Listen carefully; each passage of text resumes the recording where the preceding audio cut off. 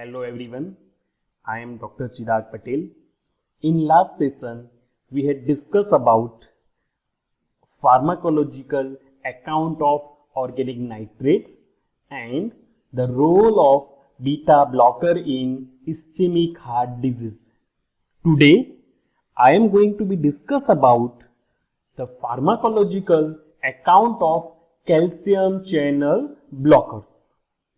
First, learning outcome. After completion of this session, learners should be able to understand pharmacological account of calcium channel blocker, which includes the mechanism, pharmacological action, adverse effect, pharmacokinetic and therapeutic use of calcium channel blockers. So let's start calcium channel blocker with history. Verapamil, the calcium channel blocker, was developed in Germany in 1962 as a coronary dilator. Flankstein in 1967 so that it interfered with calcium movement into the cell. In the subsequent year, a large number of chemically diverse calcium channel blocker with different pharmacological profile have been produced. There are two important class of calcium channel blockers. The first one is the non-dihydropyridine and the second one is the dihydropyridine calcium channel blocker. The non-dihydropyridine calcium channel blocker again divide into the two subtypes.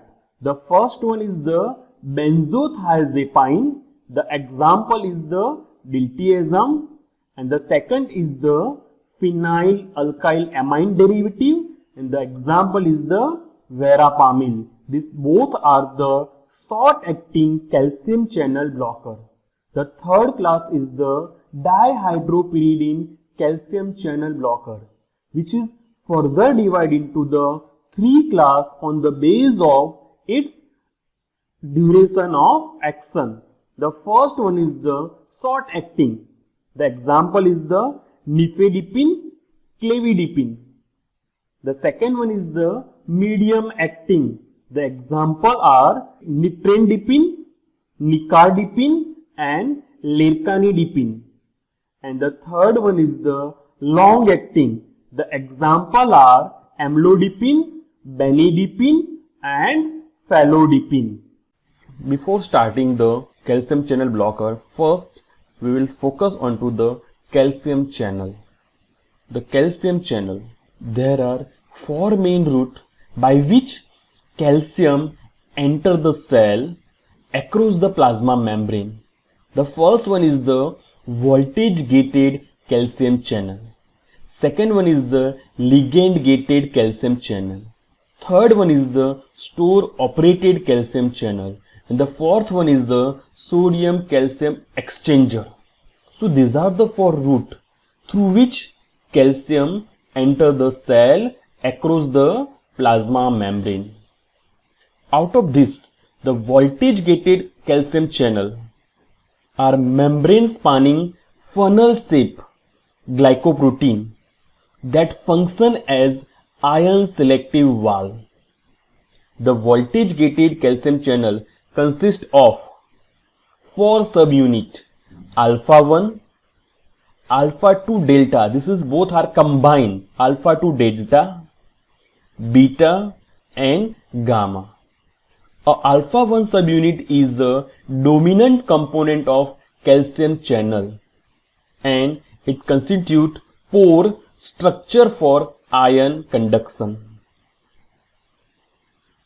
10 different alpha 1 subunits have been reported and each of them has specific distribution and ion conduction of its channel. Different combination of this subunit give rise to the different physiological subtype of calcium channel. The voltage sensitive calcium channel are heterogeneous and it divide into the 5 major types. First one is the L, T and P or Q and R. Out of them, L-type calcium channel mainly present in skeletal muscle, smooth muscle, cardiac muscle, SA node and AV node, endocrine cell and neuron.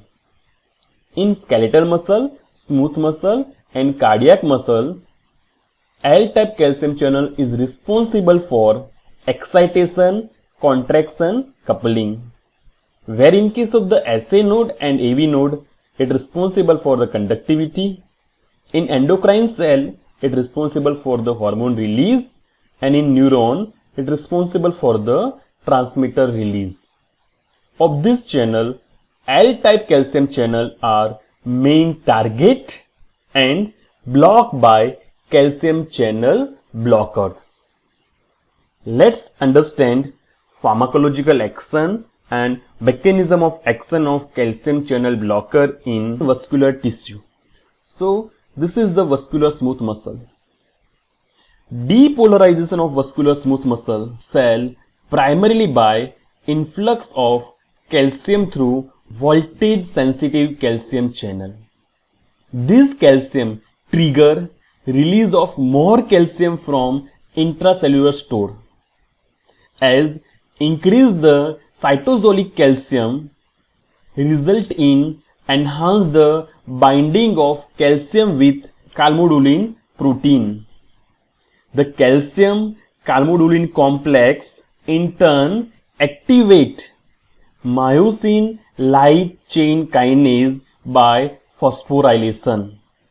This activated myosin light chain kinase phosphorylate the myosin, and which result cross bridge between the actin and myosin, and it leads to the contraction of smooth muscle.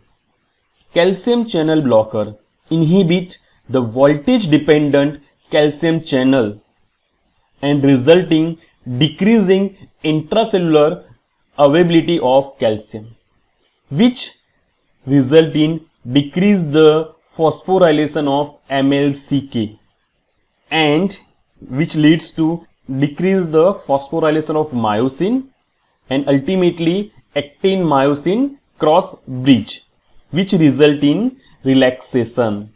They markedly relax arterioles but have mild effect on vein, hence do not affect cardiac preload significantly. The extravascular smooth muscle such as bronchial, biliary, intestinal, vesical, uterine is also relaxed by calcium channel blocker. The dihydropyridine have the most marked smooth muscle relaxant and vasodilator action. Verapamil is somewhat weaker, followed by diltiazem. So this is the action of calcium channel blocker in vascular tissue. The next one is the action in cardiac cell. In the working atrial and ventricular contractile fiber, calcium move in during plateau phase of action potential through L-type calcium channel. This calcium release more calcium from sarcoplasmic reticulum.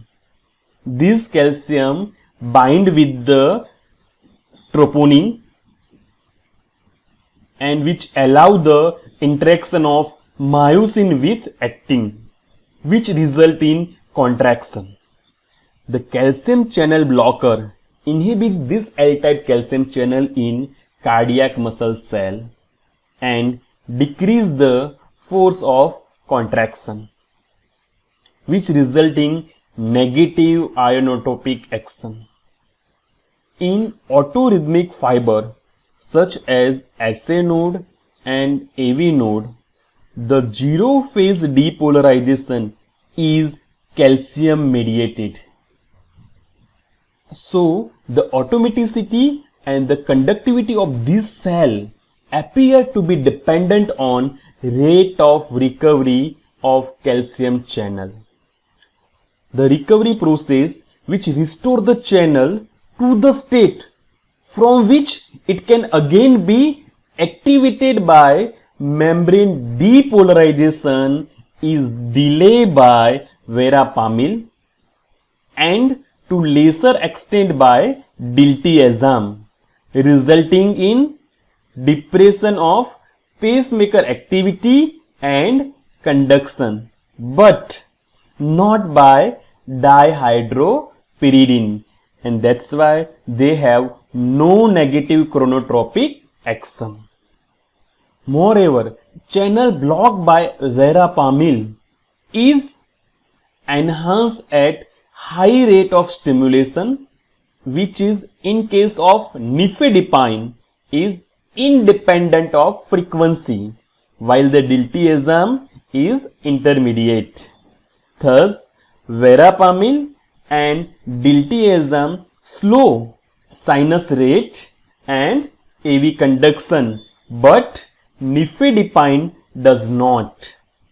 The relative potency to block slow channel in smooth muscle do not parallel those in heart. The dihydropyridine are more sensitive for smooth muscle L channel at concentration which cause vasodilation. They have negligible negative ionotropic action. Diltiazem cause less depression of contractility than verapamil.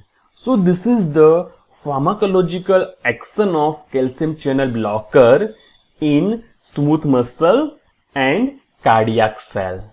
In simple, calcium channel blocker cause vasodilation or smooth muscle relaxation in smooth muscle cell, where in case of cardiac cell, calcium channel blocker have negative ionotropic and negative chronotropic effect.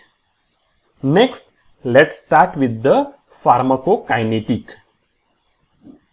All calcium channel blocker 90 to 100% absorb orally, and the peak occurring at 1 to 3 hours, except amlodipine, which require the 6 to 9 hours. The oral bioavailability of calcium channel blocker is incomplete. This is due to the high first pass metabolism, and which is modest and less variable for the amlodipine.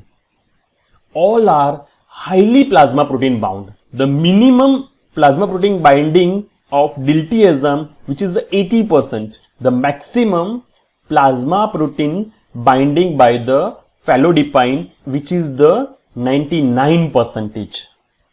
The calcium channel blocker are high clearance drug with extensive tissue distribution.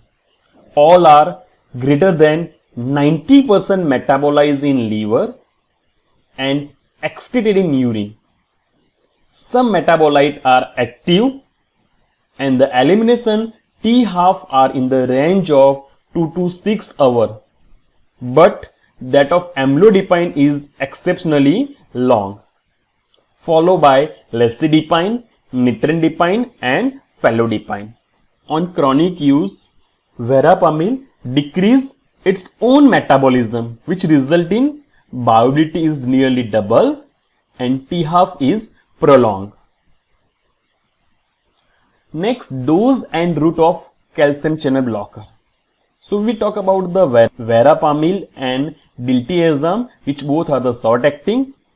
The dose of verapamil is 40 to 160 mg 3 times in day oral, where in case of the intravenous injection, the dose is 5 mg. Verapamil is the less potent vasodilator than dihydropyridine and potent myocardial depressant. The second is the diltiazem, which is also short acting, and the dose is the 30 to 60 mg 3 times in day or 4 times in day orally, which is moderate vasodilator and have moderate myocardial depressant activity. The third class is the dihydropyridine. All dihydropyridines have pharmacodynamic profile similar to the nifedipine. There are minor difference in organ selectivity and major difference in pharmacokinetic characters. Let's see the dose and route of administration of different dihydropyridine derivative. The first one is the nifedipine. The dose is 5 to 20 mg BC day or thrice in day oral. Next is the felodipine. The dose is 5 to 10 mg once in day. Amlodipine dose is 5 to 10 mg once in day. Nitrendipine, the dose is 5 to 20 mg once in day. Lecidipine dose 4 mg once in day, if required increase to 6 mg once in day. Nimodipine dose 30 to 60 mg 4 to 6 hourly for 3 weeks. Lercanidipine dose of 10 to 20 mg once in day, and the last is the benidipine. The dose is 4 to 8 mg once in day. Dihydropyridine is the potent vasodilator and have minimal myocardial depressant activity. So this is about the doses and route of administration of calcium channel blockers. The next is the adverse effect. The first one is the verapamil. So verapamil cause symptomatic hypotension, bradycardia, dizziness, headache, nausea and abdominal discomfort. The flushing, headache and ankle edema are less common. Hypotension is occasional and tachycardia is absent. If we talk about the diltiazem, then incidence of side effect is low, but the profile is similar to the verapamil. And the last is the nifedipine. In case of the nifedipine, the frequent side effects are palpitation, flushing, ankle edema, hypotension, headache, drowsiness and nausea.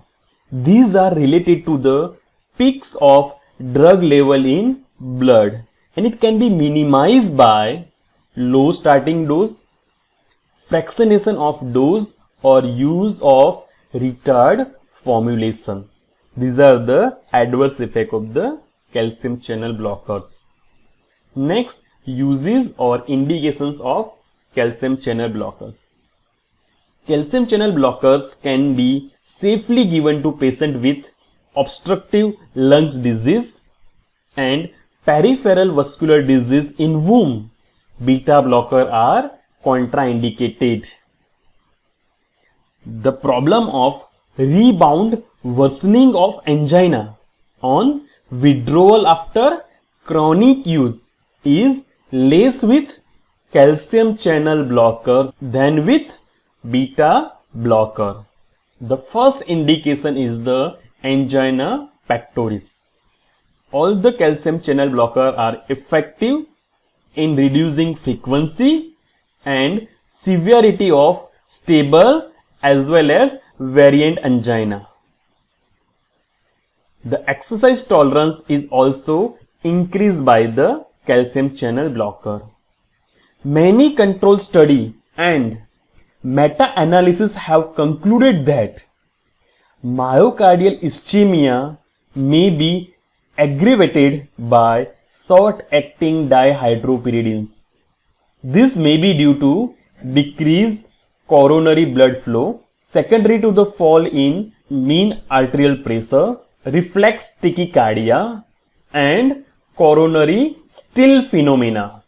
The direct cardiac effect of verapamil and diltiazem to reduce oxygen requirement and less marked sympathetic stimulation make them less likely to aggravate ischemia. The calcium channel blocker are recommended for ischemic symptom when beta blocker are not successful or contraindicated or cause unacceptable side effect. Long-acting calcium channel blockers and nitrates are recommended for patient with coronary artery spasm. The next indication is the myocardial infarction or unstable angina. So, calcium channel blocker should not be used to reduce cardiovascular risk after myocardial infarction in patient with non-ST segment elevation acute coronary syndrome, continuing or frequently recurring ischemia, and contraindication of beta blocker. Diltiazem or verapamil may be considered for secondary prevention in patient with pulmonary congestion or left ventricular systolic dysfunction. For the patient with heart failure, amlodipine should be used and verapamil, diltiazem and short-acting dihydropyridine agent should be avoided. The next indication is the hypertension. Calcium channel blocker are the first line antihypertensive drug. All three subgroup of calcium channel blocker are equally efficacious antihypertensive agent. They lower blood pressure by decreasing peripheral resistance without compromising cardiac output. The next indication is the cardiac arrhythmia. Verapamil and diltiazem highly effective in PSVT and for control of ventricular rate in supraventricular arrhythmia. What is PSVT? It is paroxysmal supraventricular tachycardia, which is sudden onset episode of atrial tachycardia with the rate of 150 to 200 beat per minute, mostly due to circus movement within or around the AV node or using an accessory pathway between the atria and ventricular. In PSVT, verapamil can terminate attack of PSVT and the dose is the 5 mg intravenous over 2 to 3 minutes is effective in 80% cases, but mark bradycardia, AV block, cardiac arrest and hypotension occur. Verapamil should not be used if PSVT is with hypotension or congestive heart failure. For rapid control of ventricular rate in atrial fibrillation or atrial flutter, intravenous diltiazem is preferred over verapamil because it can be more easily titrated to the target heart rate, cause less hypotension and myocardial depression, which can be used in the presence of mild to moderate congestive heart failure. The next indication is the hypertrophic cardiomyopathy. So, hypertrophic cardiomyopathy is the condition in which the portion of heart become thick. These result in the heart being less able to pump blood effectively. The negative inotropic action of verapamil can be salutary in this condition. Nifedipine is an alternative drug for premature labor, which slow down or halt the contraction of uterus. Verapamil is also indicated in migraine and nocturnal leg cramp. The dihydropyridine reduces severity of Raynaud's episode. So what is the Raynaud phenomena? It is a type of vascular disease which is characterized by pale to blue to red sequence of color changes of digit of finger, most commonly after exposure to the cold. Raynaud's phenomena occur because of spasm of blood vessel. So in this condition, dihydropyridine reduce the severity of Raynaud's episode. So this is all about calcium channel blocker. We discussed different types of calcium channel, pharmacological action, pharmacokinetic, adverse effect and uses of calcium channel blockers. These are the different references which are used to prepare this video. Thank you. If you have any question, you can find me at patelchirag17787 @gmail.com. Thank you.